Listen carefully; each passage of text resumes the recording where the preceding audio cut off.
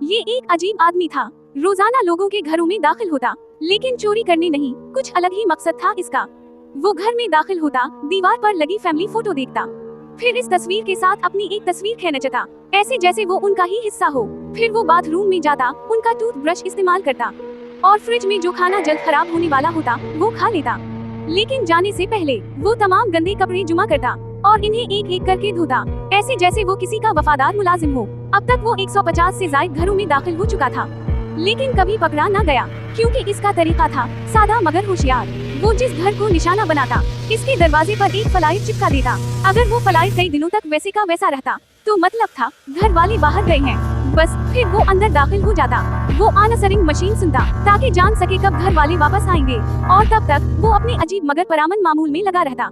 मगर एक दिन सब कुछ बदल गया। वो एक वला में दाखिल हुआ, लेकिन उसे मालूम न था कि घर की मालिकन एक कोने में बैठी है, खामोश मगर चूकनी। इसने देखा लीव ने दीवार पर लगी तस्वीर के साथ एक तस्वीर ली, फिर किचन में जाकर खाना बनाना शुरू कर दिया जैसे वो इसका अपना ही घर हो। फिर लीव ने गंदे कपड़े जूते इकट्ठे किए और इन्हें एहतियात से धोना शुरू किया। औरत ने हैरत से देखा और फिर उसे देखने में मजा आने लगा। लीव ने पौधों को पानी दिया और सहन में जाकर गोल्फ खेलने लगा। औरत सोचने लगी, ये आदमी बुरा तो नहीं है। शाम हुई, रात आई और जैसे ही औरत ने बेडरूम का दरवाजा खोला, लीव चौंक गया। फिर फोन बजा, औरत ने फोन उठाया और लीव खामोशी से अपना सामान समेटने लगा। मगर फिर एक चीख सुनाई दी। वो चीख दर्द भरी थी। औरत के चेहरे पर एक सुर्ख निशान था और लीव सब समझ गया। वो चुपचाप वहाँ से निकल गया, लेकिन कुछ ही फासले पर जाकर रुक गया, साइकिल से उतरा और वापस वला की तरफ दौड़ा।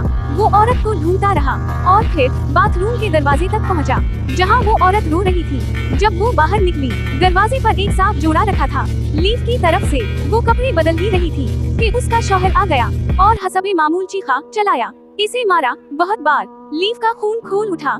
इसने गोल्फ क्लब उठाया और जैसे ही शौहर बाहर आया, लीव ने वार किया, ऐसा वार कि वो दोबारा उठ ना सका।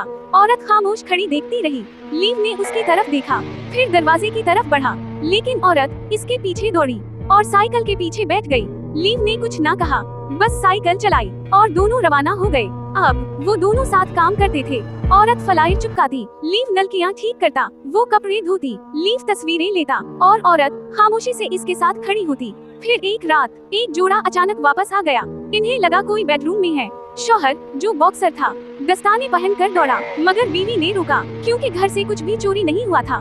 बस एक अजीब मगर खामोश सा एहसास रह गया था, जैसे कोई आया था, अपनी छाप छोड़ गया और दिल में एक नरम सा गोशा बसा गया।